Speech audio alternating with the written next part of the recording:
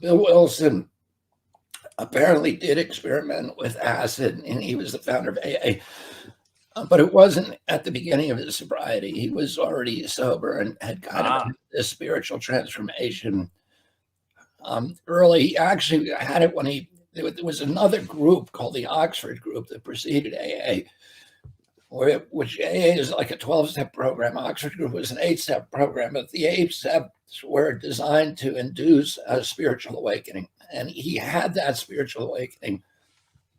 And by the way, the Oxford Group disappeared because they got involved with the prohibition controversy. So they turned political, and it ended up destroying them. And that's why AA in its tradition says we can't get involved with any political question.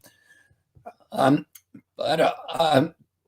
he had that spiritual awakening, and then 6 months later, he was at he felt his desire for alcohol was completely lifted, and it was a miracle to him because he'd been struggling with it for all these years, and he'd never been able to stay sober, and he always wanted to. He was extremely motivated to quit, but every time he quit, he'd start again. And then he had this spiritual awakening in the Oxford Group, and it was lifted from him and totally obliterated. It was like he had never drank before and had no desire, no obsession. The compulsions were all gone. And he thought, okay, I'm cured. And 6 months later, he was in Akron, Ohio, and he had put together, he was a very successful business guy who'd made and lost his fortune again and again because of his drinking. Yeah. And he was in Akron, Ohio, and he put together a deal to buy the Firestone Tire Company. Okay. And the deal, while he was in Akron, he went out there to ink it, and he thought it was in the middle of the Depression, and the deal was going to make him a millionaire and set him up for life. And he put all of his resources into it, and he got out to Akron, and the deal collapsed. Mm. And he was left in the hotel in Aspen with no resources, no money, having spent everything and screwed up his life royally, sober.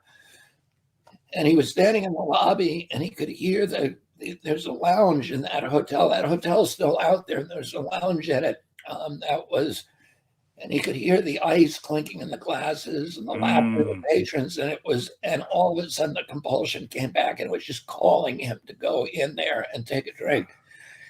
And he had this revelation, which is the central revelation of this 12-step program, where he said, the only way that I'm going to stay sober tonight is if I help another alcoholic.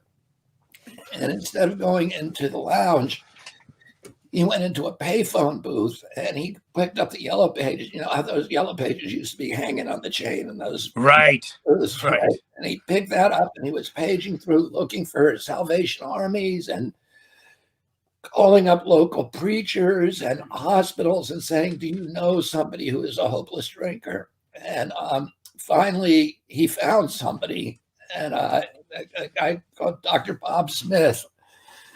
And ironically, they met each other at the mansion of the woman who was the heir to the Firestone fortune. And he went in, and Bob Smith said to him, you got 15 minutes. Because Bob Smith, everybody had talked to him, preachers, psychiatrists, everything else. Everybody except another alcoholic.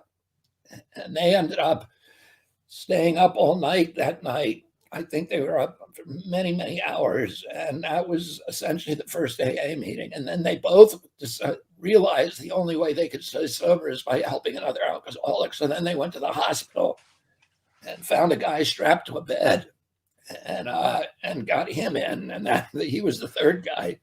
And there you go. There. Wow, that's an incredible. See, I need to watch that's an incredible story, though. And I don't think a lot of people know that story. It's pretty. So, you know what I love that you're so humble and you're so honest. I think all humanity needs that. Forget just politics. I think just humanity needs that.